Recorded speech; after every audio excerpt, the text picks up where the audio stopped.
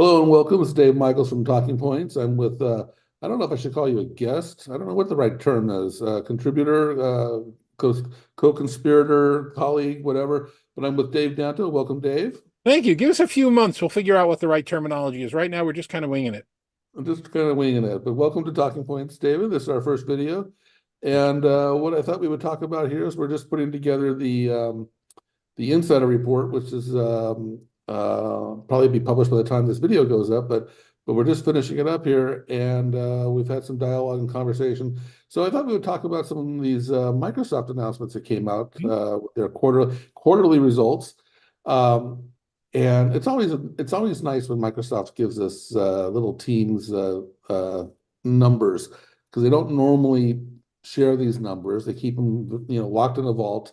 Yeah, And little nuggets of information every once in a little, while. little when you least expect it, and just drops these little numbers, and they're not the same numbers, right? They're like sometimes it's monthly active users, sometimes totally something different. This was a new one. This I never heard this one before, but apparently, actually, this may be the first time they've shared. But they shared that Teams has reached a major milestone of 1 million Teams meeting rooms connected. Well, Uh, let's absolutely pause and congratulate them, even though we're about to spend the next 3 hours tearing those numbers apart. But let's pause and say, look, that's for the industry where it was hard to do anything in video, and you had to convince people to turn their cameras on, and all the things that we lived through. That's an incredible number to fathom. Now, you have to give kudos to what they've done. They've become the de facto product in the collaboration space and in the video space.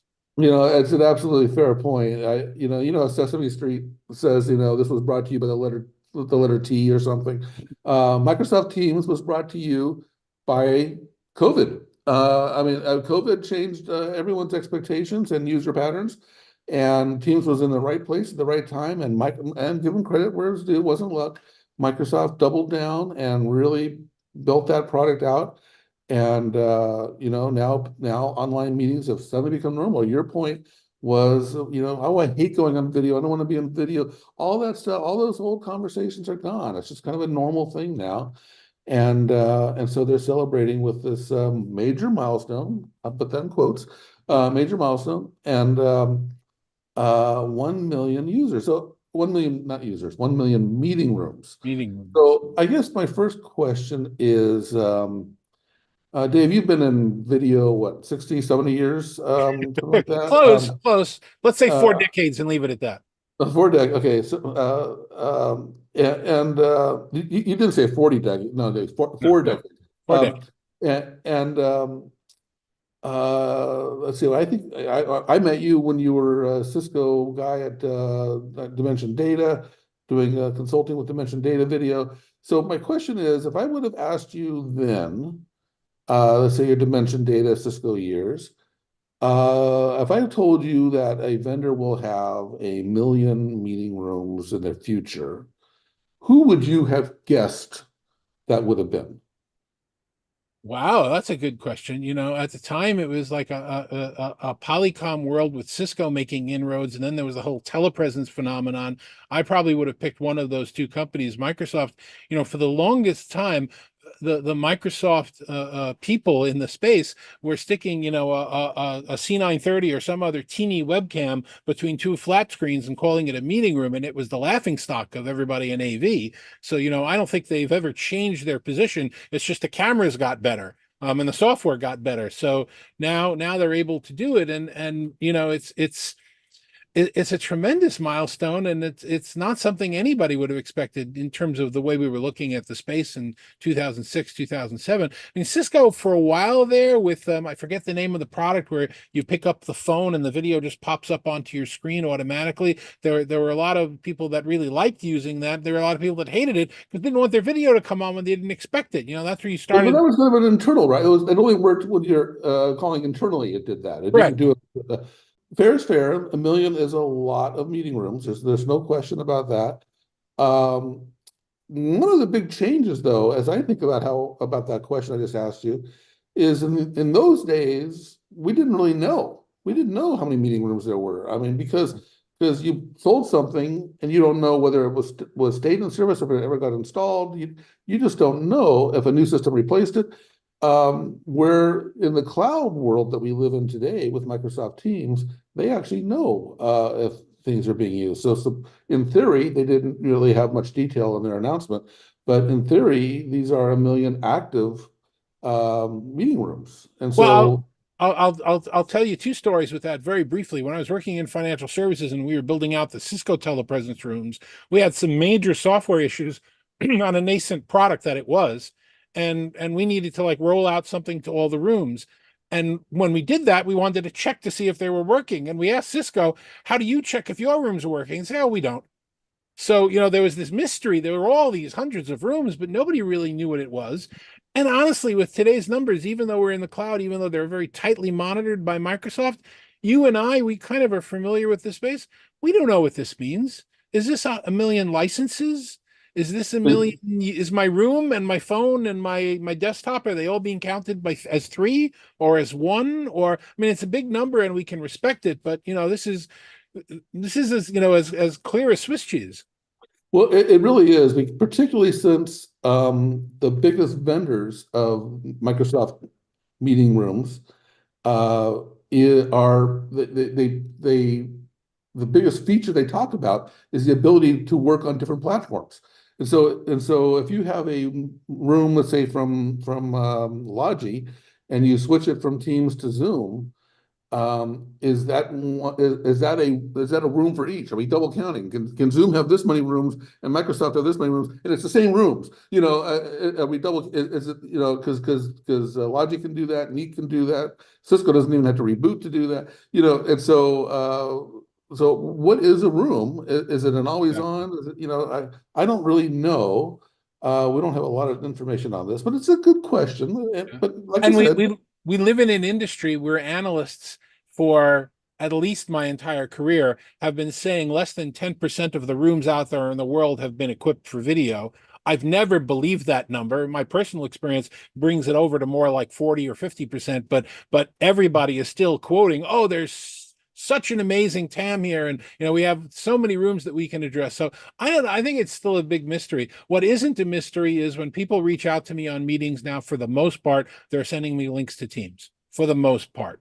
With the second runner up there is Zoom, the third is WebEx, and I don't think you can even mention the others. I'll get a Google meeting once in a well, while. that's not fair, Dave. That's not fair because it's interesting because there are a lot of different video options. People forget that, So there's the big four. You just mentioned three of them. You got to mention Google Meet too. So there's the big four, but then Ring Central, 8x8, Dialpad. All these vendors have really actually pretty good video solutions, Yeah, and we've come so far. Not to mention the CPaaS players and their ability to do video enabled services. And so it's a huge, again, this was brought to you by the pandemic. It really is, video has become so mainstream and so powerful. So that's a great story. What's interesting to me, though, along those lines, though, is you take something like, not all of those vendors I just mentioned actually have rooms. They have desktop video, but they don't actually have rooms necessarily. I don't think Vonage has rooms. I might be wrong. I don't think 8x8 has rooms. But so again, because we don't really know how to count those, let's say there's a 20% margin of error. So Microsoft's major milestone is 800,000 to 1.2 million meeting rooms, which is still, very big numbers.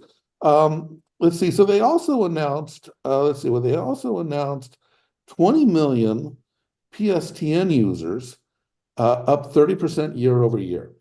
And again, that's also a big number. Everyone tells me that voice is dead. Well, 20 million people apparently disagree. still have And my phone. there you go, there you go. And so 20 million PSTN, very big number. I mean, Teams is only, what they just had their fifth, or was it fifth year birthday, 6 year birthday? Yeah, It's time to right around that. Like trace it back to just before the pandemic. Yeah, so that's not a very, to have that many users is pretty impressive. But I then would again, no, you have to qualify that before you make your point. That, there never was a, hey, we have a new product, Teams come on board. There was, a Skype for Business that turned into Teams, and there was, the one before that, and the one before that, and all these users came along with, oh, okay, we're shedding the last one and going to the new one. that's a good point. I'm glad you raised that. And so yeah, if you go back to LCS, it's a 15-year journey or so, and you could even go back to Skype, consumer Skype. No, I guess you couldn't go back to that, but you've got OCS, LCS, there, Skype a for lot of users, Business. yeah. But the thing about the 20 million PSTN users, what I want to know, I mean, we talked about some questions with the video number. I want to know how these users are connected, because you can become a PSTN user on Teams a lot of different ways. And so there's the direct, obvious way where Teams just hosts the service, and you get that from Microsoft, which recently went from 3 nines to 5 nines, which really bothers me that they skipped 4 nines. It really that just bothers me. But you can get it directly from Microsoft, or you can get it from one of their dial tone partners. So, and then there you've got the direct routing ecosystem, which has been around for, I'm going to say, 4 years, 3 years. And then you've got the new Operator Connect ecosystem, which has been around, basically it's new. So you've got the operator, so you got that option. And then as of the last year or so, you've got Teams Phone mobile Oh, users, which I assume also counts. But they actually said it was PSTN users. They didn't say devices. So I guess if I had a smartphone or a soft phone, well, we didn't. I didn't. Okay, so if I have a soft phone and I have a mobile phone and it's the same phone number, that should be one user, right? So I'd be curious how many devices they have on Teams, because you would count. You say, well, we don't have any devices, but a soft phone counts as a device. And so you got at least 20 million devices out there. Be curious to know how many more there are and how these are all connected. That's what inquiring minds want to know. I want to know that. I think, you have to shrug off the numbers. I think it's fair to look at the year-over-year growth, how it's presented, if they're gracing us with presenting it the same way every year. But, No. unless they reveal everything, this is the number of licenses, this is the number of SBC connections, this is the number of PC connections, the number of headsets, the number of smartphone and mobile, unless they reveal everything and let you work the numbers yourself, you got to shrug and say, okay, guys, congratulations. But, and I appreciate the year-over-year numbers, but I don't think anybody really knows. What we Well, do actually, is, you're good. I'm glad you said that, because they actually did a year over year. So this, unlike the meeting rooms, this one actually is 30% growth year over year.